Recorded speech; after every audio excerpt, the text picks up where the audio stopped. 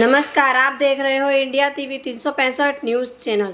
सूरत के सैयदपुरा इलाके में रात को 1 बजे एक गणपति पंडाल पर पथराव के बाद कल रात हंगामा प्रदर्शन और तोड़फोड़ हुई। इस मामले में पुलिस ने फौरन कार्रवाई करते हुए कुल 3 मामले दर्ज करके 33 लोगों को गिरफ्तार किया है, जिसमें गणपति पंडाल में पथराव करने के 6 आरोपी भी शामिल है। देखते रहिए इंडिया टीवी 365 न्यूज़ चैनल। वो खराब है साइड पर रहिए। मोबाइल बंद कर दो, नहीं मजा मोबाइल बंद।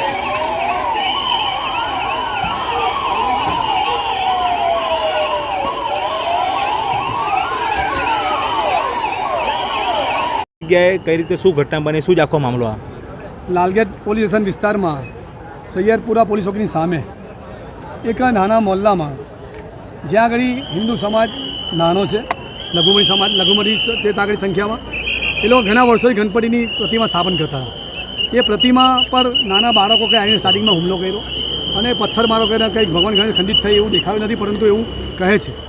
પરંતુ આ સમાજ જ્યારે અહીંયા એકલો હોય ત્યારે પોલીસે બંદોબસ્ત પણ મૂક્યો તેવું એ ત્યાં કુટુંબના લોકોએ મને કહ્યું।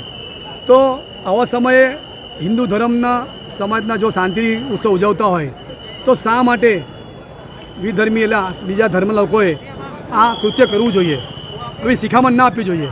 હું માનતા સુધી આના માટે જે હિન્દુ સમાજ અને મુસ્લિમ સમાજ થઈને જે શાંતિ સમિતિ ચલાવે છે તેમાં પણ બધી વાતો થાય છે, પરંતુ આવા સમયે હિન્દુ સમાજને જ્યારે આ લાગણી દુભાય ત્યારે મુસ્લિમ સમાજના વડીલો પણ બહાર આવીને આવા તત્વોને પોલીસે સોંપી દેવા જોઈએ, જેનાથી સમગ્ર સુરતનો માહોલ શાંતિપૂર્ણ થઈ શકે।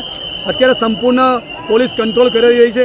મારે સરકાર પણ આમાં વધુ ધ્યાન આપીને આ ગણેશોત્સવ ન બગડે અને આવનાર ઈદે મિલાદનો પણ જે સરઘસ છે 16 તારીખે જે બાહેધરી આપી પોલીસને એ લોકોએ કે અમે ઝડપથી પતાવશું, તેમાં પણ વિચારીને પોલીસ પગલાં લે તો ચોક્કસ એમાં પણ સારું। ઘરોમાંથી પથ્થરમારા કરવામાં આવ્યા છે, પોલીસ પણ ઘાયલ થઈ ગયા આમાં કેટલીક। એનું કારણ એ છે કે આ અમુક તત્વો જે લોકોની વેરીફાઈ થવા જોઈએ। સુરત લઘુ ભારત તરીકે વિકસિત ત્યારે સુરતની બહારથી લોકો અહીંયા આવે, જે માઇગ્રેટ થતા હોય તેઓ કોણ છે ખબર નથી પડતી। સુરતના મુસ્લિમો પણ ઓળખતા નથી હોતા, એવા લોકોને ઘણા સુરતમાં આવી ચૂક્યા છે।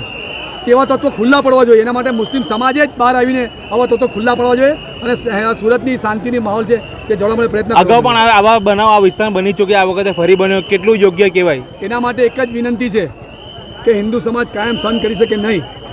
જો હિન્દુ સમાજ જો એનો હુમલો કરશે અથવા કોઈ પણ પ્રત્યાઘાત આપશે તો ના કરે નારાયણ બીજું આટલા વર્ષોથી નથી બનતું તે પાછું બની શકે, તેના માટે બંને સમાજના ઘરે બહાર આવીને આ માહોલ બગડે ને એના માટે પ્રયત્ન કરવો જોઈએ।